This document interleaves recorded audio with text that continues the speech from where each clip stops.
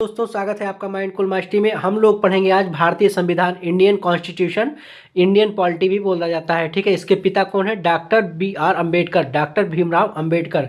भारतीय संविधान के विकास का इतिहास हम लोग पढ़ेंगे और संविधान से जुड़े हुए जितने भी, पहले हम थ्योरी पढ़ेंगे, उसके बाद सारे जो है एमसीक्यू लगाएंगे और इसको अच्छे से संविधान में जितने भी प्रश्न जहाँ से भी पूछे जाते हैं हम लोग सॉल्व करेंगे। तो पहला प्रश्न है, फादर ऑफ इंडियन कॉन्स्टिट्यूशन, मतलब हम पहले संविधान के बारे में थोड़ा थोड़ा इर्द गिर्द घूम लें, ठीक है।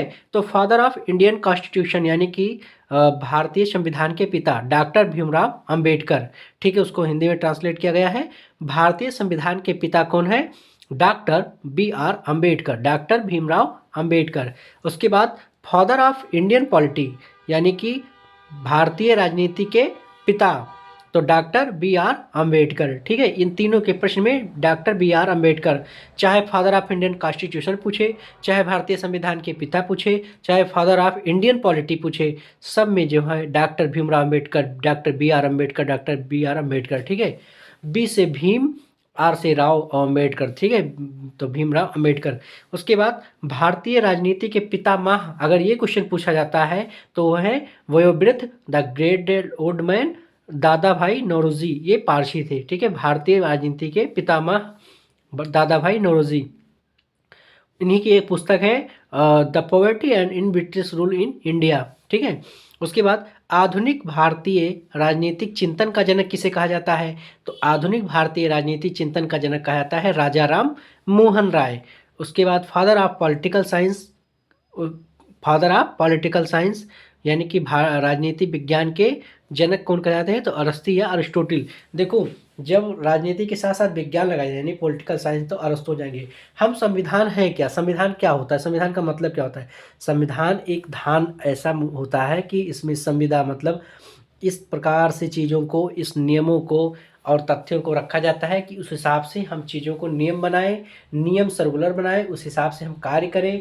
हमारे जो है उच्च वर्ग, निम्न वर्ग, अमीर, गरीब, ऊंच नीच, हर प्रकार के लोग जो है संविधान को समझ सकें, पढ़ सकें, ठीक है। तो इसीलिए हम लोग भारतीय संविधान बनाए थे, यानी भारत का संविधान।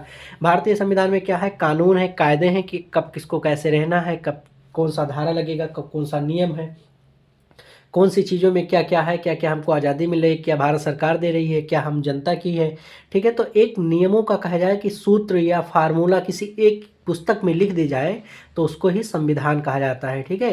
यानी हमारे जीवन से जुड़ी हुई हर एक चीज़, आर्थिक, राजनीतिक, सामाजिक, ठीक है, कोई भी चीज़ें हो, कोई भी कानून हो, कोई भी नियम हो कि कैसे रहना, कैसे क्या है, एक पालन होता है। और सब जो है सब कुछ एक ही थ्रू की हो रहा है, ठीक है। कि मतलब ये राष्ट्रपिता है तो इनके हिसाब से, ये प्रधानमंत्री इनके हिसाब से, जनता है इनके हिसाब से, प्रधान से लेकर के बीडीसी, सेक्रेटरी, जिला पंचायत, डीएम, एसडीएम, यानी हर लोगों के लिए हर एक नियम और धर्म बनाया गया है। तो उसी को हम भारतीय संविधान कहते हैं, ठीक है। माइंड कूल मास्टरी को सब्सक्राइब कीजिएगा, प्लीज़ सपोर्ट कीजिएगा। ये जितनी भी वीडियो आपको पवन सर के द्वारा मिल रही हैं। उसके बाद देखिए, भारतीय संविधान की बात करें तो सबसे पहले इतिहास क्या है। देखो, हम पहले पहले इर्द गिर्द समझे कि इनके पिता क्या हैं, ठीक है। क्योंकि अगर आप संविधान पूछ रहे हो, पढ़ रहे हो, पूछ लिया जाए इसके पिता क्या है तो फिर आप होपलेस ना हो, इसलिए मैंने इसको बता दिया। हम लोग बेटा अच्छे से पढ़ेंगे, इसलिए कोई भी क्लास मिस मत कीजिएगा। 1757 में होता क्या है कि प्लासी का युद्ध होता है। अंग्रेज हमारे यहाँ व्यापार करने के बहाने आते हैं, उनको देश अच्छा लग जाता है और लोगों को जो है यहाँ से धन बटोरने के चक्कर में जो है यहाँ पे व्यापार करने लगते हैं और फिर धीरे धीरे शासन करने लगते हैं। तो 1757 में प्लासी का युद्ध हुआ था। कहाँ हुआ था? बंगाल के साइड में, ठीक है। उसमें सिराजुद्दौला हार जाते हैं और अंग्रेज जीत जाते हैं, ठीक है। 1757 में वहीं से अंग्रेज आ जाते हैं। उसके बाद 1764 में बक्सर का युद्ध होता है, वहाँ जो है अंग्रेज जीत जाते हैं। देखो, होता क्या है बेटा कि अंग्रेज जो है, जो संविधान की जो नींव पड़ी कहाँ से पड़ी? तो ये अंग्रेज आए थे, ठीक। पहले हम लोगों का आराम से चल रहा था, अच्छे से राजा लोग, मुगल, फिर राज जो है प्राचीन इतिहास, फिर मध्यकालीन इतिहास, एकदम से मुगल चल रहे थे। उसके बाद फिर सल्तनत काल और फिर जो है काल चल रहे थे आराम से।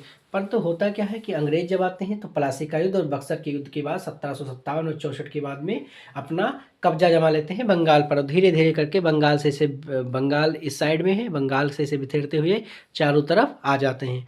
उसके बाद एक एक्ट आता है 1773 का रेगुलेटिंग एक्ट, ठीक है। तो देखो बेटा, अगर इसके बारे में डिटेल पढ़ना है तो मैंने जो है भारत का संवैधानिक इतिहास या भारत का संवैधानिक विकास, ठीक है, इस पार्ट से मैंने दिया है, वो आप जा कर के जो है प्लेलिस्ट में मॉडर्न हिस्ट्री के नाम में पढ़ी है भारत का संवैधानिक विकास। वहाँ मैंने अच्छे से इसको बता दिया कि कैसे कैसे विश्वविद्यालय की स्थापना हुई, कौन कौन से एक्ट आए, कौन कौन से इंपॉर्टेंट है, ठीक है। मैंने यहाँ संविधान से जुड़ी चीज़ों को बताया है।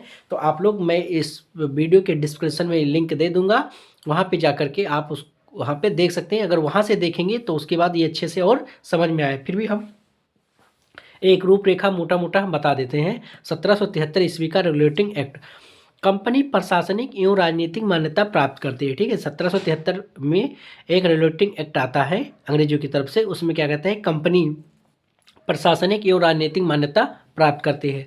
उसके बाद फिर 1784 यानी 11 साल के बाद में एक पिट्स इंडिया एक्ट आता है। उसमें दो चीज़ें बनती हैं, board of director, board of controller. Board of director क्या करती है, व्यापारिक मामलों के लिए होती है, और बोर्ड ऑफ कंट्रोलर राजनीतिक मामलों के लिए होती है। उसके बाद समय बढ़ता गया। फिर 1793 का एक चार्टर्ड अधिनियम, फिर ये अंग्रेजों द्वारा लाया गया। उसमें क्या था, कर्मचारियों एवं सदस्यों को वेतन की व्यवस्था की गई। भारतीय राजस्व जो भारतीय मतलब जो हम लोगों का पैसा था, उसी में से इनके कर्मचारी और सदस्यों का वेतन की व्यवस्था कर दी गई, ठीक। उसके बाद 1813 ईस्वी का चार्टर्ड अधिनियम आया, ठीक। 1813 ईस्वी का चार्टर्ड अधिनियम, उसमें क्या हुआ, भारत के साथ व्यापार करने को बढ़ावा मिल गया, ठीक। उसके बाद 1833 ईस्वी का एक चार्टर अधिनियम आया, जिसमें प्रथम विधि आयोग का गठन। अब यहाँ से देखिएगा, विधि कानून की बात यहीं से शुरू हुई, ठीक है। और हम जो है कानून के बारे में पढ़ेंगे, ठीक। तो सबसे पहले मैकाले की अध्यक्षता में बेटा एक प्रथम विधि आयोग का गठन किया था 1833 ईस्वी का चार्टर। तो कहीं ना कहीं न्यू यहाँ पड़ी थी, ठीक। विधि मतलब कानून। उसके बाद 1853 ईस्वी का चार्टर्ड अधिनियम आया, जिसमें 6 नए पार्षद जोड़े गए, जिन्हें विधान परिषद कहा गया, ठीक। तो विधान परिषद भी शब्द यहाँ से आ गया। फिर आता है 1858 ईस्वी का भारत शासन अधिनियम, ठीक। इसमें क्या किया गया, भारत में मंत्री पद की व्यवस्था कर दी गई। 15 सदस्यों की भारतीय परिषद का सृजन हुआ, जिसमें 8 सदस्य ब्रिटिश सरकार द्वारा और 7 सदस्य कंपनी के निदेशकों द्वारा, ठीक है। उसके बाद होता क्या है, भारत के राज्य सचिव की नियुक्ति की गई, यानी सेक्रेटरी का पद जो है सृजित किया गया था, secretary of state for India, Bharat के राज्य के यानी जो है सचिव, ठीक है, भारत के राज्य सचिव। जनरल गवर्नर लॉर्ड कैनिंग अंतिम गवर्नर जनरल एवं प्रथम वाइसराय हुए। तो ये एक मोटा मोटा रूपरेखा था कि जो है हम लोगों ने यहाँ तक कवर किया, ठीक। हम लोगों ने पहले क्या पढ़ा संविधान में कि इन चीज़ों के बारे में, इनके पितामह क्या क्या है, कौन भारतीय राजनीति से संबंध रखता है, कौन भारत के हैं जो, और संविधान के पिता कौन कहलाते हैं। उसके बाद फिर 1757-64 के युद्धों के बाद में लगातार ये लोग एक्ट लाते गए, 73, 84, 93, 13, 33, 53, 58। और उसके बाद फिर और हम लोग पढ़ते हैं एक और एक्ट 1861 ईस्वी का भारत परिषद अधिनियम, ठीक। तो इसमें क्या था, गवर्नर जनरल को पहली बार अध्यादेश जारी करने की शक्ति प्रदान की गई, ठीक। फिर उसके बाद गवर्नर जनरल को बंगाल, ये देखिए न्यू पढ़ता जा रहा है, गवर्नर जनरल को बंगाल, उत्तर पश्चिमी प्रांत, पंजाब में विधान परिषद की शक्ति दी गई, ठीक। उसके बाद कानून बनाने की प्रक्रिया की शुरुआत हुई, कहाँ, 1861 में। इससे पहले एक बार जो है विधि के का शब्द आया था, और अब की बार कानून बनाने की प्रक्रिया की शुरुआत हो चुकी थी, 1861 भारत परिषद अधिनियम। उसके बाद 1892 ईस्वी 1892 ईस्वी भारत परिषद अधिनियम, ठीक है, 1892 ईस्वी भारत परिषद अधिनियम। इसमें क्या हुआ था, अप्रत्यक्ष चुनाव प्रणाली की शुरुआत कर दी गई, राजस्व एवं व्यय अथवा बजट पर बहस करने की शक्ति दी गई, कार्यकारिणी से प्रश्न पूछने की शक्ति दी गई। तो धीरे धीरे धीरे धीरे कहीं ना कहीं ये जो है संविधान का रूप ले रहा था। उसके बाद 1909 में ईस्वी का भारत परिषद अधिनियम आया, जिसको मार्ले मिंटो सुधार कहते हैं। मार्ले कहाँ के थे, इंग्लैंड के। ये मार्ले इंग्लैंड में थे और मिंटो जो है भारत में थे।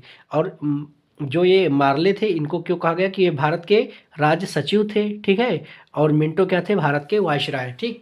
इनके शासनकाल में क्या हुआ, लॉर्ड मिंटो को सांप्रदायिक निर्वाचन के जनक कहे जाते हैं, ठीक है। लॉर्ड मिंटो को सांप्रदायिक निर्वाचन के जनक कहा जाता है।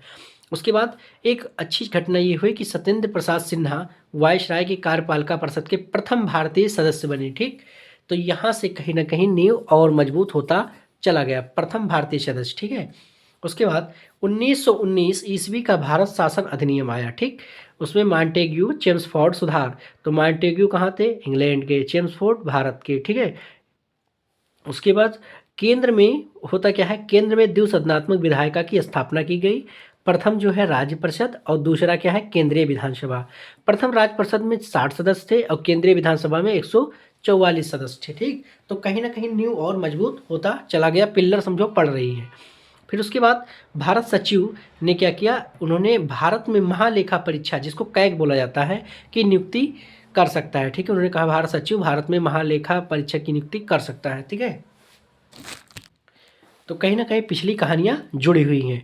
उसके बाद भारत में पहली बार महिलाओं को वोट देने का अधिकार मिल गया था, किसमें? 1919 के भारत शासन अधिनियम में।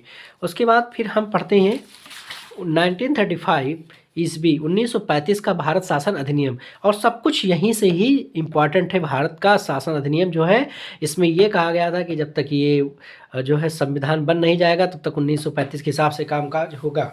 इसमें क्या था, 321 अनुच्छेद थे और 10 अनुसूचियाँ थी। उसके बाद केंद्र में द्वैत शासन की स्थापना, संघ प्रांतीय समवर्ती, संघ मतलब केंद्र, प्रांतीय मतलब राज्य और समवर्ती मतलब दोनों। ठीक है, केंद्र और राज्य दोनों।